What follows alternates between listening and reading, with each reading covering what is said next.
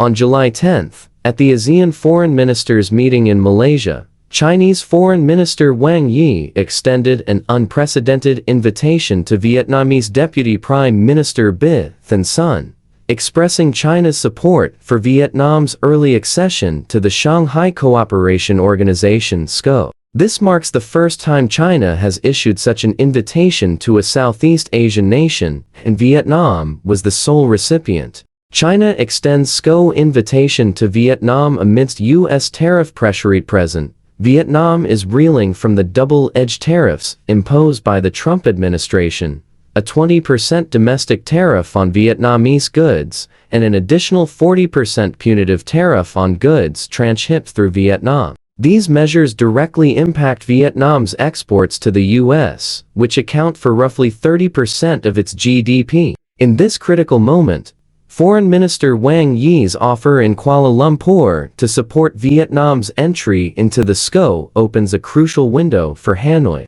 The 20% general tariff levied by the U.S. on Vietnam, though seemingly lower than the originally threatened 46%, forces Vietnamese manufacturers to squeeze their profit margins to retain market share. The 40% transshipment punitive tariff, however, directly targets Vietnam's trade with countries like China. Media reports have previously indicated that nearly 67% of Vietnam's textile fabrics and 80% of its electronic components are imported from China. If the U.S. unilaterally determines that Vietnamese goods contain Chinese components, it could completely block the export of Vietnam's low-value-added products. Furthermore, sources close to the matter revealed to Bloomberg that this farce was entirely improvised by Trump. The Vietnamese negotiating team was initially confident, hoping to push the tariff rate down to an ideal range of 10% to 15%. Unexpectedly, a single phone call from Trump unilaterally announced the 20% rate,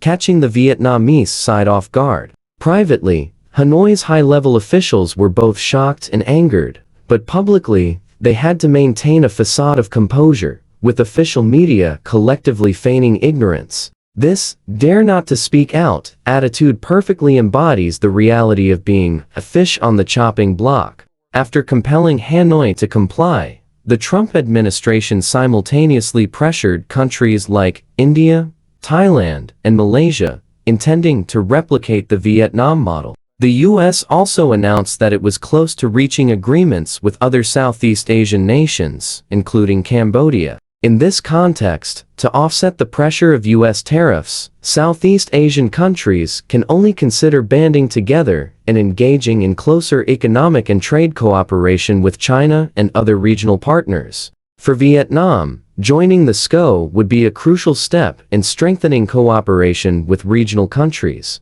Wang Yi's call in Kuala Lumpur to ensure supply chain stability directly addresses Vietnam's core needs. Moreover, joining the SCO would open new markets in the 5 Central Asian nations and the South Asian region, helping Vietnam diversify away from its sole reliance on the U.S. Media reports indicate that trade among SCO member states increased by 31% in 2024, demonstrating significant development potential. Although the SCO does not directly reduce tariffs, the energy, finance, and infrastructure strengths of countries like China, Russia, and Iran are crucial tools to help Vietnam counter the U.S. strangulation. While Vietnam enjoys a trade surplus of $123 billion annually with the U.S., it faces severe challenges under the threat of high tariffs. If Vietnam complies with U.S. demands to desinicize its supply chains, the cost of Vietnamese goods would skyrocket,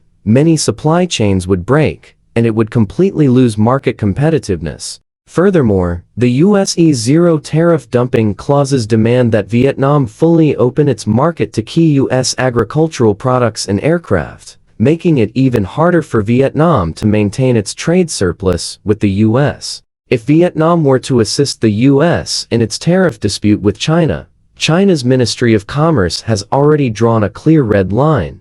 Actions harming China's interests will face countermeasures. Conversely, if Vietnam is willing to strengthen cooperation with China, China has already proposed building a community with a shared future, accelerating the interconnection of railway, power grid, and 5 grams base station infrastructure between the two countries. Vietnam is already a BRICS partner country, and with China's support, it has the opportunity to hold both BRICS partner status and SCO membership, thereby building an economic security guarantee system. This holds positive significance for both Vietnam and regional countries. Ultimately, Bith and Sun offered a clear stance to China, stating that Vietnam is willing to maintain close exchanges with China and jointly uphold multilateralism and international trade rules. Such a statement at this particular moment sends an unusual signal, especially since the U.S. tariff stick is a classic example of unilateralism, violating international trade norms. Whether Vietnam has signed an agreement with the U.S. remains unclear, but Vietnam clearly wants to continue doing business with China and has expressed a positive attitude in its words. China is not only Vietnam's most important neighbor, but also ASEAN's largest trading partner. Vietnam likely understands that relying solely on maneuvering with the U.S. is unreliable. It needs a partner that can offer tangible cooperation and operate by the rules to stabilize its position. China has also shown goodwill towards Vietnam, affirming that the vast Chinese market welcomes Vietnamese goods. If Vietnam does not compromise on unreasonable U.S. demands and dares to fight, it will have more room for trade cooperation and negotiation with China. Foreign Minister Wang Yi's visit to ASEAN can be considered a great success. Under the very nose of Rubio, he successfully built a bridge of cooperation, uniting ASEAN, Japan, and South Korea, demonstrating to the U.S. a brilliant display of Hezong Lianheng vertical and horizontal alliances, China's 2,000-year-old wisdom made manifest. China's diplomatic triumph amidst U.S. tariff war. A new era of alliances against the backdrop of the U.S. tariff war. The recent series of East Asia Cooperation Foreign Ministers meetings hosted by Malaysia attracted numerous countries, including China, the U.S., and Russia. While Rubio attempted to sway Southeast Asian countries towards the U.S., he met with resistance. In contrast, Foreign Minister Wang Yi was treated with immense respect, and China's philosophy of cooperation and win-win outcomes received widespread recognition. For example, reaffirming regional trade agreements. At the ASEAN Plus 3 China, Japan, South Korea foreign ministers meeting, Wang Yi reiterated that China and ASEAN had completed negotiations for the 10+1 Free Trade Area 3.0, demonstrating concrete action to expand their common market. China will continue to strengthen cooperation with ASEAN, extending an olive branch to Japan and South Korea. To Japan and South Korea, who are also being hit by U.S. tariff policies, Wang Yi extended an olive branch, stating that China would steadfastly advance negotiations for a China-Japan-South Korea free trade agreement. Engaging with North and South American nations, China also extended a hand of friendship to countries in America's backyard, Canada, and Brazil. During the ASEAN meetings, Wang Yi met with the Canadian foreign minister at his request, expressing China's agreement to recalibrate bilateral relations and criticizing the U.S.'s indiscriminate tariff imposition, emphasizing China's willingness to share development opportunities. Brazilian President Lula even publicly defied Trump, vowing to reciprocate U.S. 50% tariffs, emboldened by the underlying China-Brazil cooperation that provides a safety net. Unyielding support for hesitant nations. China has not given up on wavering nations. China's Vice Minister of Commerce visited Cambodia, expressing willingness to overcome difficulties together. Simultaneously, Foreign Minister Wang Yi personally invited Vietnam to join the SCO, urging Hanoi to unite and strengthen itself. In fact, most ASEAN countries largely sided with China this time. The supposed U.S.-Vietnam agreement was exposed as never having been signed, and Cambodia remains hesitant. Malaysia, as the rotating ASEAN chair, promised China that it would not consider only its own interests or sacrifice third-party interests on tariff issues. Even the Philippines, usually aligning with the U.S., showed rare defiance, its foreign ministry announced that President Marcos planned to visit the U.S. on the 20th to directly address tariff issues with Trump. Japan and South Korea also adopted a firm stance against U.S. economic bullying. Hong Kong media observed that China's proactive engagement with ASEAN, Japan, and South Korea is a prelude to the next round of China-U.S. tariff negotiations. China never enters a fight unprepared. Its previous 2 rounds of engagement with the U.S. involved 8 years of preparation, which is why it now operates with such ease, and has compelled the U.S. to make concessions. As the 3rd round of China-U.S. negotiations approaches, China is both accumulating its strength and uniting with other countries to jointly resist U.S. trade protectionism by rallying trade partners. The current situation mirrors the vertical alliance of the Warring States period, where 6 states united against Qin.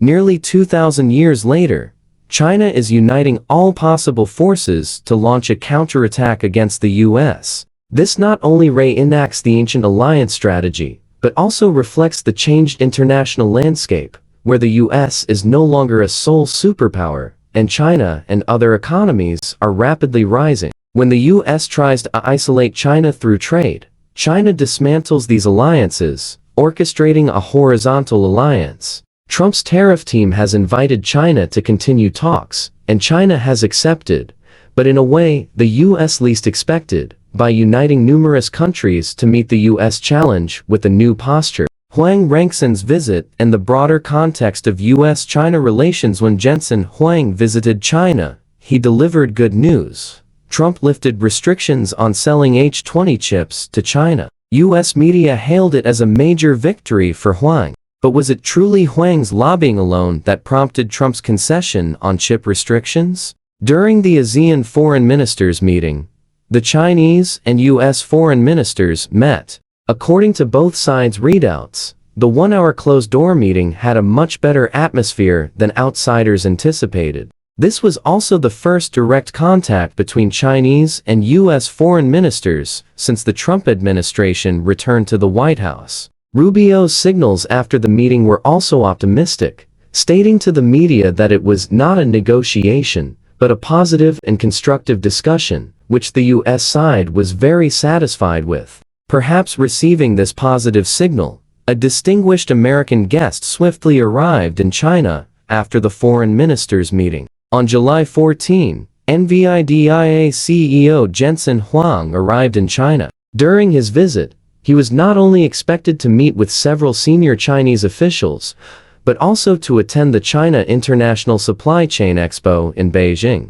Unusually, the day before his arrival in China, he was reportedly seen at the White House, meeting with Trump. In an interview with CCTV, Huang said, "The U.S. government has approved our export license, and we can start shipping, so we will start selling H-20 to the Chinese market. I'm very much looking forward to shipping very soon, and I'm very happy about that. That's really great news." He added, "The second news is that we will also release a new graphics card called RTX Pro. This graphics card is very important. It is designed for computer graphics, digital twins, and artificial intelligence. The Chinese market is so large and vibrant, and AI is developing very fast in China. I am very happy to see the development of AI in China. There are 50% of the world's AI researchers here, so it is indeed very important for American companies to be rooted in the Chinese market." He also revealed that before his trip to China, he met President Trump, who knew he was coming to China and would speak at the expo, wishing him a pleasant trip. Multiple U.S. media outlets described this as a huge victory for Huang, who had made multiple visits to China and lobbied Trump to secure chip sales to China. However, was it truly Huang's sole effort? While China is undoubtedly a vast market, and prohibiting sales to China would harm the U.S. economy, this does not mean the U.S. or Huang's company cannot bear it. 3 months ago, the Trump administration threatened to completely block chip exports to China, at a time when the U.S.-China tariff war was escalating. The exorbitant tariffs proposed by the U.S. almost led to a decoupling of U.S.-China trade. China retaliated with countermeasures, including imposing controls on rare earth exports, which struck a critical blow to the U.S. American manufacturing was directly impacted. Ford Motor Company, for example, shut down several factories due to insufficient rare earth supplies. The U.S. has made countless efforts to address the rare earth shortage, with the Pentagon directly investing $400 million to become the largest shareholder in a U.S. rare earth manufacturer. The U.S. even resorted to scavenging, hoping to recycle rare earths from discarded electronics like old computers and phones. But these efforts were futile. China's leadership in rare earths lies in its technology and processing capabilities. Even if the U.S. could obtain rare earth mines, it would struggle to find alternative countries or companies capable of refining them to China's standards. The U.S.'s reliance on Chinese rare earths began 20 years ago, a gap that cannot be bridged simply by throwing money at it. Therefore, Trump's concession was not merely due to Wang's lobbying, it was fundamentally driven by the critical shortage of key minerals,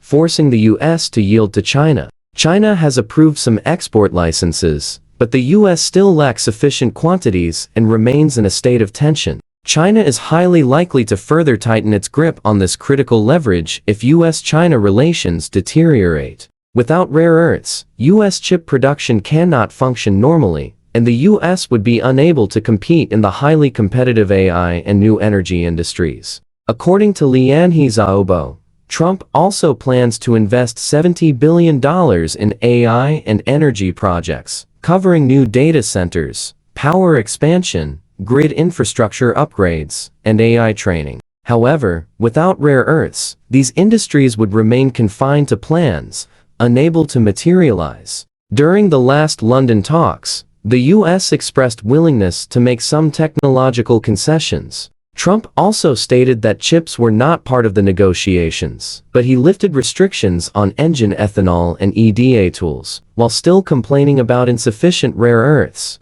This further step back from the U.S. hopes to gain China's rare earths, demonstrating the success of China's rare earth controls and the victory of the strategic card. Concurrently, China is accelerating its research and development of domestic chips. If foreign chips cannot enter, China's development speed will only increase, making it too late for foreign companies to profit from the Chinese market in the future. The path to a Trump-Xi meeting.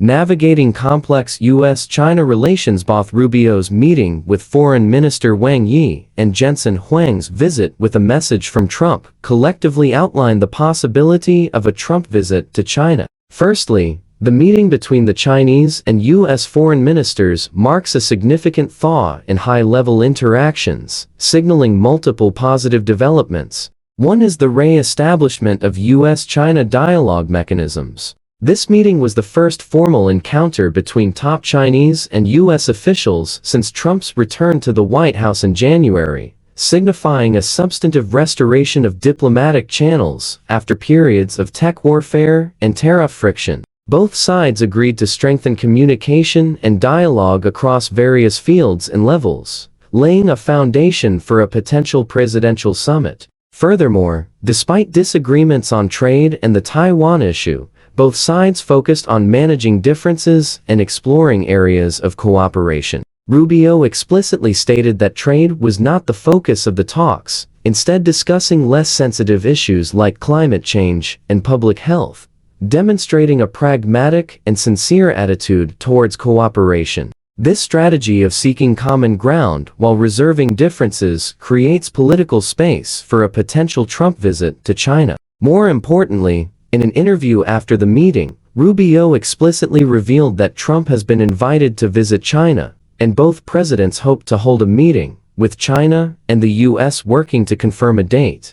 This is the first time a senior U.S. official has publicly confirmed a consensus on high-level meetings, shifting the progression from private communication to public advancement. Secondly, Jensen Huang's visit to China carries a dual mission, commercial and political. From a business perspective, Huang's primary goal is to stabilize the vast Chinese market and offset the negative impact of U.S. export restrictions. China is NVIDIA's largest single market globally, contributing over $17 billion in revenue last year, accounting for more than 20% of its sales. However, since 2023, The U.S. government has repeatedly tightened chip export controls, causing NVIDIA to lose market share in China, potentially leading to an $8 billion loss in its second fiscal quarter this year alone. During this visit, he will also attend the International Supply Chain Expo in Beijing to showcase NVIDIA's technological strength in AI and chips, while meeting with senior Chinese officials to reiterate his commitment to serving the Chinese market well. Politically, Wang aims to leverage NVIDIA's global market capitalization and AI technological advantages to persuade the U.S. government to relax export restrictions. He also seeks to foster a positive atmosphere for U.S.-China cooperation through unofficial channels. Recently, U.S. media reported that the White House is preparing for Trump to lead dozens of business leaders on a visit to China. Wang, as a representative of a tech giant, is a key part of this unofficial channel. Such non-official visits can significantly reduce political sensitivities, gauge China's attitude, and lay the groundwork for a formal visit. China's agreement to the meeting with Rubio, despite sanctions against him, is akin to boxers touching gloves before a match. It maintains pressure on the U.S. while leaving room for U.S.-China relations. China has clearly stated its desire for active, pragmatic, and constructive engagement, and has called for translating the consensus reached by the heads of state into concrete actions. This subtly indicates an openness to a Trump visit. Finally, Foreign Minister Wang Yi also clearly articulated 4 red lines that cannot be crossed: the Taiwan issue and China's right to development, among others. This serves to frame any potential presidential meeting and prevent the U.S. from saying one thing and doing another. Overall, the talks between Rubio and Wang Yi, along with Wang's intermediary role, are essentially setting the stage for a Trump visit to China. China seeks tangible benefits in areas like chips and agriculture by expressing its willingness to cooperate. The U.S., on the other hand, aims to gain political capital for the 2026 midterm elections through a presidential summit. Whether this ultimately succeeds depends on how much both sides are willing to concede on core issues and how the international situation evolves. If Trump adopts a more flexible and transactional approach before visiting China, U.S.-China relations might experience a period of detente. However, if the two countries remain trapped in ideological confrontation, their relationship could further slide into a new Cold War.